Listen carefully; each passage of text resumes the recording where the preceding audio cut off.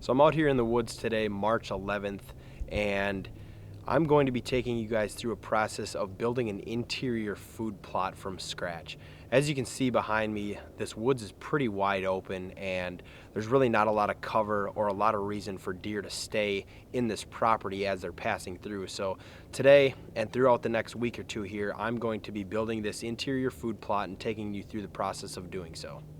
The reason I picked this spot here was there were two really good deer trails that intersected close by here, and I figured if I built this food plot right here, I would be able to funnel these deer through this food plot and set up a stand right on the edge, and all these deer would be able to funnel through here. The ultimate goal of this food plot is to get these deer to come in, stay a little bit staged here before they head out to the big ag field. So the next thing I did was I walked around the parameter of this food plot, mapping it out on Onyx and just kind of getting, a layout of where I figured this would be. The next step is going to be opening up the canopy and start cutting down some trees. As you can see here, the canopy is pretty shaded.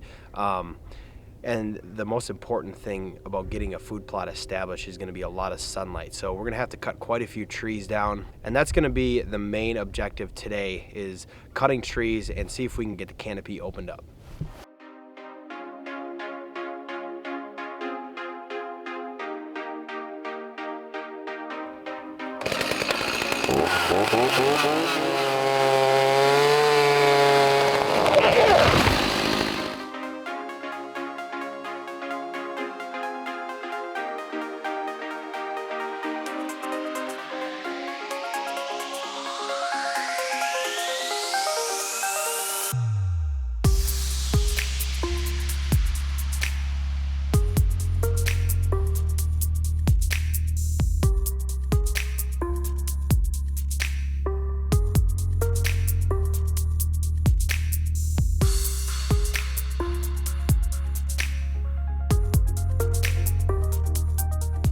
As you can tell here, I finally got all these trees knocked down, and I'm starting to think that this may have been the easiest part of this whole process.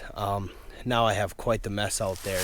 But essentially what I'm going to do with all these trees and the tops and branches from these trees is create like a funnel. So I'm going to basically build a barrier on each side of this food plot and have an entrance and an exit route, just so it filters these deer down tighter and eventually past the stand. Hopefully it's just going to make a little staging plot for these deer before they go out and hit the bigger ag fields. So that's where we're at right now. Step 2 is going to be clear all these and build a barrier.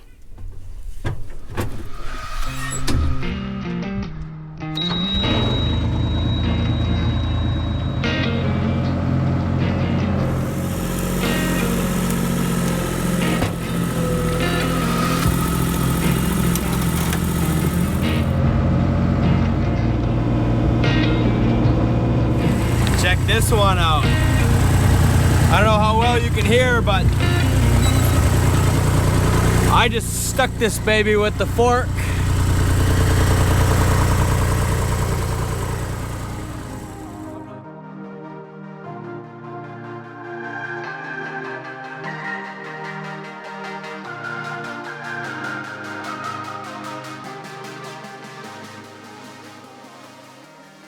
I think that's gonna wrap up day 3 here on the interior food plot, and I got a lot done today. Like I said, it was hard for me to video by myself, but I got basically the entire back half cleared, and it's just the stumps left now. So feeling pretty good about it. I would say another 2 days and I'll have all of the trees cleared out of here and kind of my barrier built around here. I'll show you quick what I made today. In a sense, I wrapped this whole edge right here with trees, and I started to do the same thing on this side. And so now tomorrow when I come back and work on this, I'll just do the opposite side. All in all, it's starting to take shape and look good, so we'll be back at it tomorrow. Looks pretty good there on the back half. And then that's where the mess starts. So I'm going to start by firing up the chainsaw, probably an hour or 2 of getting everything cut. If I can cut most of it, the skid steer work is fairly easy. It just takes a little bit of time, you know, picking up each log and moving it and placing it where you want. But basically what I'm doing is cutting every chunk into 8 to 10 foot sections and cutting the top brush into manageable sections I can just pick up and move. So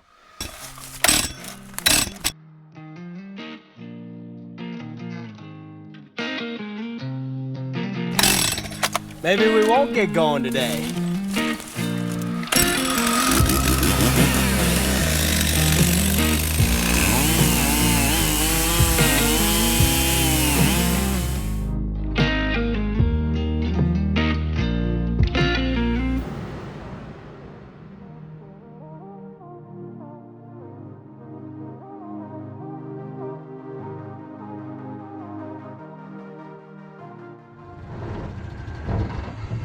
Well, I think that is going to wrap up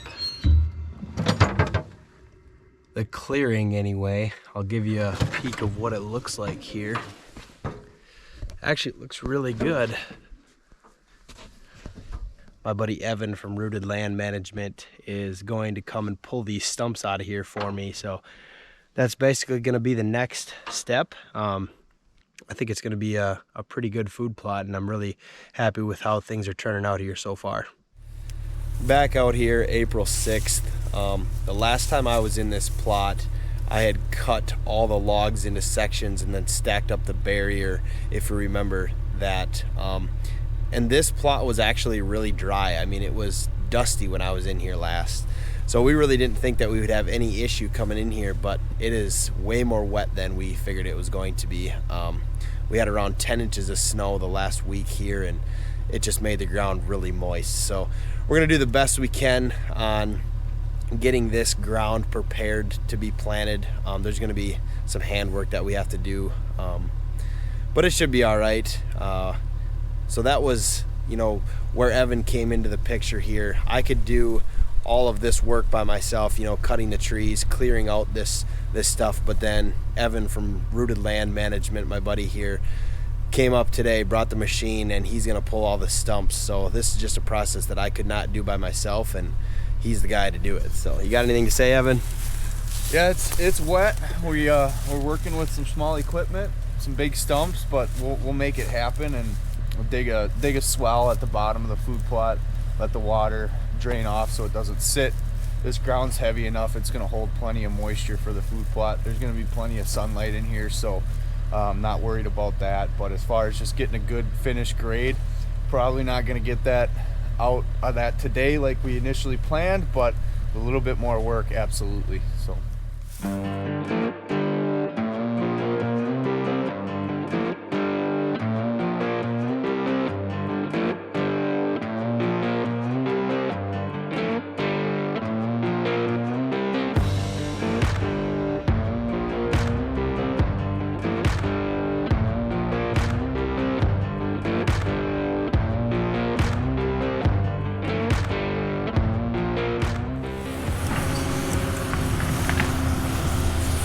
just like I had talked about, the entrance or exit to this food plot is right here, and there's already been deer tracks going through it. So what's it like from the cab, Evan? sloppy. Sucks, but I think if we attach that log to that bucket and work our way down and pull and drag and fill in our holes, at least it'll give a place for the water to run versus just sitting in the tracks. Dry out faster and be able to finish grade it in more of a timely manner. So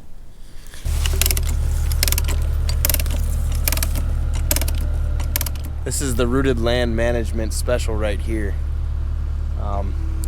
We can't get any other equipment in here, and it's too wet to use the grader on here, so we're trying to make one, and it fell apart right away. It's too loose. We need another binder.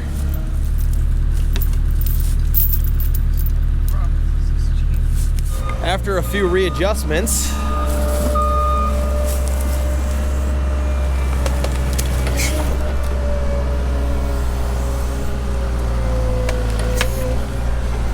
that right there might just be the ticket.